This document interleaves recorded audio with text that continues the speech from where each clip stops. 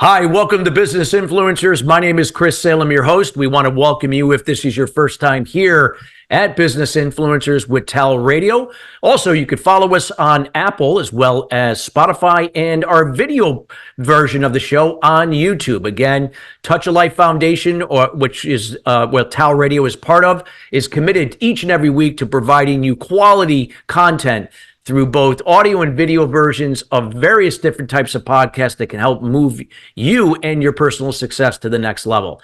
Again, we want to welcome you here to Business Influencers. And again, we are now 2.5 years into this show, and this show continues to grow in size because of you. And we are committed to your success each and every week, bringing in subject matter experts to help move your level of influence in business to the next level. Today's show is being brought to you today by Alumni Direct. Alumni Direct is a new social media community platform dedicated to bringing alumni together from all different generational types, an opportunity to either rekindle old relationships or meet new people for the first time. It is a membership program, meaning that it takes all the noise out of social media and an opportunity to generate genuine and authentic relationships with others so that this way you can now come in and share content and in the groups that you want to engage and formulate those relationships with. If you'd like some more information about Alumni Direct, check them out at alumnidirect.com. That's alumnidirect.com. Well, we got a great show for you today. We're going to be talking about leadership and mindset. Mindset is so important, and we are firm believers as a foundation of anything successful, especially when it comes to leadership. So if you want to grow your business and team, you got to grow by developing that mindset and learning how to lead.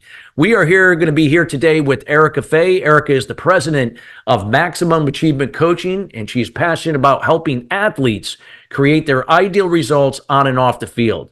As a psychotherapist, best-selling author, and an award-winning success coach with over 20 years experience working with professional and amateur athletes around the world, she specializes in delivering inspiring workshops as well as transformational, in-depth coaching programs with a dynamic approach that turns ideas into life-changing action to help clients achieve new heights and success. Erika has shared the stage with Les Brown, Jesse Jackson Sr., and more. And her press features include Good Day Chicago, the Best Coaches series on Best U TV, The Brian and Justin Show, and much more. As a former athlete at Purdue University, she continues her athletic pursuits, completing 2 full Ironman distance triathlons, 38 marathons, and multiple marathons and triathlons per year. And without further ado, we welcome Erika Fay to the show. Erika, how you doing today? Good. Thanks so much for having me. My bio felt kind of long. It was all good. You got so many accolades and so many accomplishments. How can we not share Well, thank you. So, no, thank you so much for being here with us today here at Business Influencers. And again, from all of us here at the Touch of Life Foundation with TALRadio. So let's talk a little bit about, mindset. And maybe because you work with athletes primarily here, and, it obviously to be a successful athlete, either a pro athlete or even an amateur athlete, it's how you think that really determines how we lead and then how that translates into the results or success that we achieve. Can you talk a little bit about, from an athlete's perspective, the importance of mindset? Yeah. Well, first of all, thank you for having me. And, one of the things that's super cool, and my athletes usually love this stat. I don't know who did the research on this, but there's research out there that shows that athletes are actually better able to focus on what they want to focus on than the general population. So with focus, that's just all mindset. And obviously, in order to be really successful in your sport, you have to be tuned in, you have to be, in flow. That's another whole situation that we can talk about. But and athletes just kind of generally have that where their mind and their body is, in sync. Now there could be times where maybe you miss a shot or something and then your mind goes elsewhere, but your ability to bring it back and stay focused on what it is that you want to focus on obviously has a lot to do with how successful you can be in your sport. So that's for endurance athletes and also athletes who are playing team sports and even individual sports. Specifically, I'm thinking of golf in general. There's a lot of mindset that goes into that, being successful in golf. So when you kind of like bring leadership into it, one of the greatest definitions of leadership that I have heard, and I think this might have been actually from Tony Robbins, but it was the idea that leadership is a skill, and that it's based on having a vision that's bigger than yourself, and then your ability to influence thoughts, feelings, behaviors, and actions for the greater good. So in an athlete's case, especially if it's a team, it's for the greater good. It's for your team. It's for the win. It's for, but also if we kind of translate that to business, and I think this is why many athletes, when they're done with their sport, either go into sales or entrepreneurship or something like that, because there's a lot of self leadership that goes on and that they Yeah. already have kind of developed their skill in their sport that translates really, really well to business. So hopefully, that gives you a little bit of Yeah. an answer to that question. I think I kind of went off on a tangent No, there. you didn't at all. And I love the definition of what you used with Tony Robbins in terms of leadership, because it does touch on so many things. It's something that's going to come from the inside out and across a Mhm. lot of areas, like, in our example, our behavior, our communication, our attitude, our emotions, our actions, a lot of things you shared. And it's that consistency, that when you do that. So talk a little bit Mhm. about, like, if, from an athlete's perspective, like, as you can relate it back to, business, so maybe some people that are here are not athletes, but they wanted to adopt that athlete mindset. How can they now take that into the business world and now utilize that similar mindset that they can win in the game of business or just anything else? And what would that look like? What would you recommend how athletes, really, they can't always be on, but how they can start, use their mindset and how they can self lead to have more success. Well, some of the most successful athletes are very aware that they train their body and they must train their mind. And I think that that is something else that is a nice like synergy with business. You have certain things that you do in your business. Perhaps you have a certain way of being. And if you're not kind of stretching your own mindset and working with what you believe about who you are, what you're capable of, maybe even, putting yourself in some situations that might feel a little bit uncomfortable for the purpose of growth, so that you can fail and learn and grow. All of those things. I think most of us as adults don't like to fail. And it can be kind of something that detracts many of us from taking an action step or trying something different. But, as someone who wants to do great things, whether it's in business or in athletics or whatever the case might be, we can't do great things from the position that we're in right now. We have to continue to stretch and grow and learn and evolve, and that has to be okay. And there's something that's very interesting because we see it in kids all the time. It's like they'll try something kind of and totally fail at it, and then I mean it's like a child trying to ride a bike, right? Like you fall, you fall, you fall, and then all of a sudden you're rolling. And so there's something that happens to us, it seems like, as we get older, where we kind of stop giving ourselves permission to fail. And we maybe think failure means something more than it actually means. And so, one of the things that I think is really powerful is being able to kind of shift our mindset around failure, shift our mindset around trying something that's uncomfortable. And I always like to work with my athletes in like the mind and the body. So I even see this in myself because I mean, you mentioned like I'm a marathon runner. So there are certain things, certain workouts that I know I love to do, like running. Yep, I can just go out and run. But like it put me in a Zumba class and I am so out of my league. I'm just not, I don't know what's happening.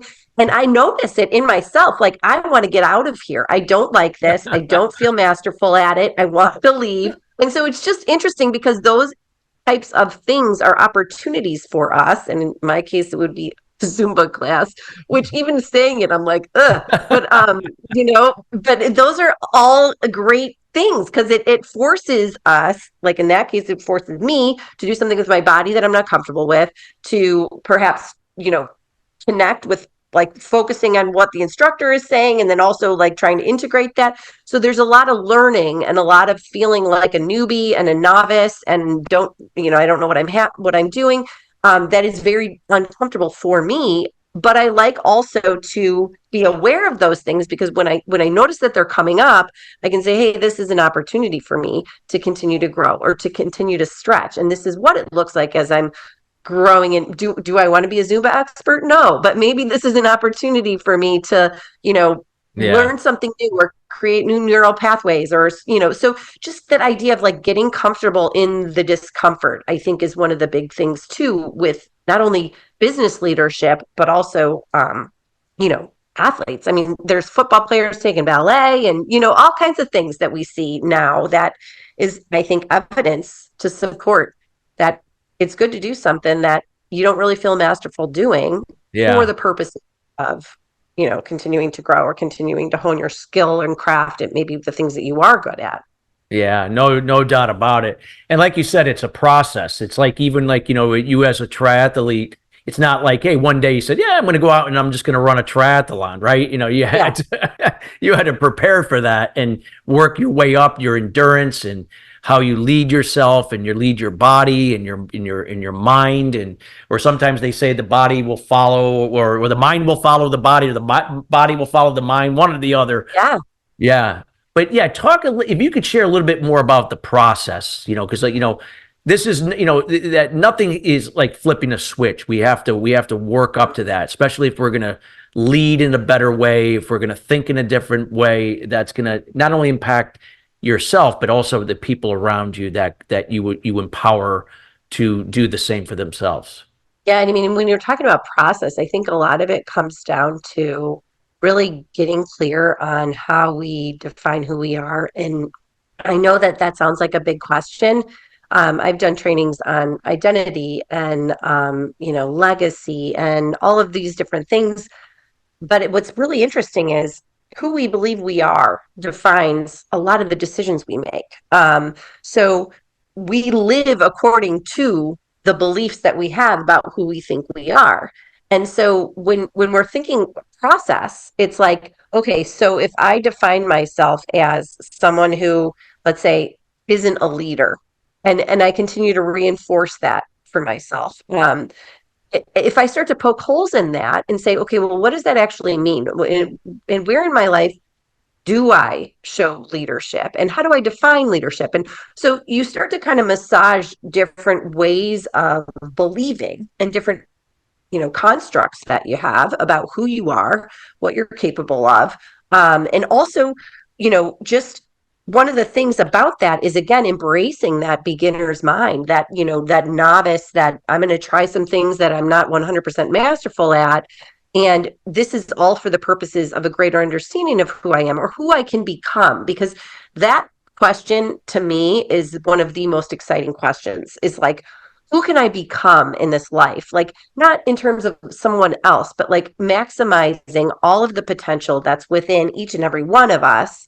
And the individual is always the highest authority on that. But like, if that is the question, like, who do I believe I am now? Who do I want to become? Then who do I think I'm capable of becoming? Like, those three things can really, I think, create a nice, not only like construct for your mind and roadmap for where you want to kind of be in your thought process around how you show up to life, not only in your business, but with your relationships, with perhaps your freedom, like how engaged are you with doing things that you want to do, and also your money and all of it. But that whole, instead of just going through the motions, because so many of us have those, and I mean, myself included, and I teach this stuff, this is what I work with my clients on all the time. But like, we have those ways of being in the world, and also ways of behavior that reinforce who we think we are, who we believe we are. And kind of stepping outside of that, and having an idea of who we want to become, or what we want to contribute, and like how we want to be, or the legacy we want to leave, by means of our life. Maybe it could be by means of our impact in our jobs, in our business, in our, you know, sport, whatever that looks like. But it can also be in just, the impact that you have in your circle, people who are really meaningful to you, like your Mm. family. And so that's the process that I think brings the joy, the purpose into life. And I get super jazzed about it. And that's one of the things when I'm talking to clients and I kind of see them light up, like, oh wait, this is what I want to contribute. This is what who I want people to remember me as being. And a lot of times it has to do with service or contribution or something like that. But the process around who we're becoming as we live our lives, or as we, work in our businesses, or as we are continuing to be athletes, and what we want to do after our athletic career, and maybe even, if we're talking about business, and even after you're retired, like, what do we want to do after that? Like, that your life doesn't end. And so, not just sitting on a beach somewhere, but like, who do you want to become? Like, how do you want to be? How can you feel really good about who you are? And like, just allowing some of those questions and entertaining some of those questions and having space for that, I think, can really be significant in terms of creating a new process around your day to day. And obviously, you're going to have your routines and things that you do that, are efficient. But then maybe on, if you're waiting for a meeting, or if there's downtime, or if you're commuting somewhere, just kind of entertaining some of those. Like, who do I believe I am now? Who do I want to become? And what do I think is really possible for me? What would I love to become? What would I love to Yeah. contribute? So that to me is a really powerful process. Wow, I love that. Great, great thing. And we hope listeners that you have taken notes, some golden nuggets that Erika is sharing. Again, you can listen to the show also in its entirety here later today, here also on TALRadio. So, Erika, what would you advise? Like, why leadership is so important. I mean, it's so important in terms of athletics. But why is leadership so important? Not only from the, with somebody leading a group of people, but why is it, like, again, so important for at the individual level in how it impacts so many people? Well, one of my mentors has always said this, and I really love this, and that is the idea that all leadership is self leadership. In the absence of self leadership, you won't be an effective leader. And so, I mean, I think that's pretty much sums it up. Like, that's Yeah. the ultimate version of why leadership is important. And, I think the other point of that is kind of working with, I like to think of leadership coming from more of like a service oriented leadership, or I think it's been called like conscious leadership, where Yeah. you really are leading with that idea of serving some vision larger than yourself, for the purpose of the greater good. And I think when obviously we have organizations and businesses, and obviously leaders want the greater good for the business, but also, when we think about our lives individually, there's a greater good there too. Like, perhaps you want to influence your children, and allow for them to evolve in a certain way, or if we're passionate about the environment, or whatever the case might be. But I think so many of us, at least in my generation, have been conditioned to kind of think, oh, well, there are leaders and then there are followers. But like, I would love to just kind of smash that paradigm and be like, you know what? Anytime you take a stand for who you are, and make decisions that are in your best interest, leading yourself, you are a leader. And leaders, especially if you're contributing to something greater than yourself, that's a really powerful skill that makes you a leader. So true. So true. So important. I love what you're sharing here. And what could be some other things that you feel from either a strategic level of, leadership that can help? Now, if we translate that, maybe into, I know you work with athletes and Mhm. so on, but how athletes now approach a game, and how to, approaching it to win, whether it's an individual sport, a team sport, and so forth. What would you recommend if somebody were, like, looking to now translate that in the business world? What could be a more sustainable model for them to win? Because of course we're going to have our losses. I mean, that's inevitable. But knowing that we can now win more than lose, and just have a better percentage of winning, whatever that may be to someone's business. Yeah, I I love that question, and I'm going to take it kind of in an interesting, different Yeah, direction. please. But like Yes. the I would be curious about what we define as wins and losses, because if wins are only about the bottom line financially, that's a certain level of course, sure, and that should be factored in, especially if you're a business owner. I mean, I'm a business owner, I get it, and I think one of the things that can pile on the stress in business or as a business owner is if we're solely defining ourselves by those like specific, let's say, monetary goals or however many clients or whatever the case might be. Um, Making it easy for us to kind of accumulate little wins throughout the day. So, like, let's say it's the win when I, set my alarm for 5 o'clock and I get up and I meditate and then I go for a run or whatever the case.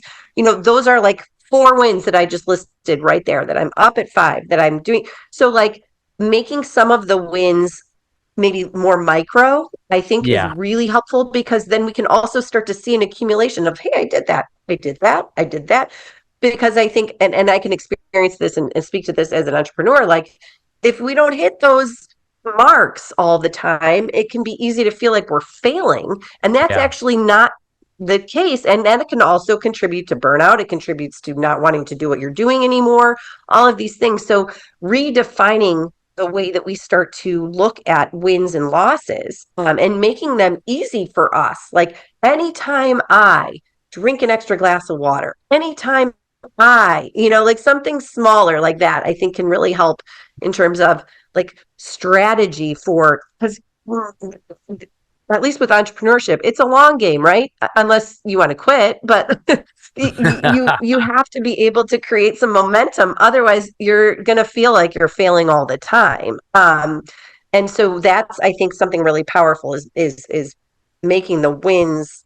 Sure, we've got the big rocks and the big goals and those types of things, but redefining the ways that we look at our day and the wins that we can create and celebrate throughout the day help us to feel like we have some mastery, that we set goals and we accomplish them. And that's the type of thing that can contribute to the mindset that supports us in continuing to endure if we, Yeah.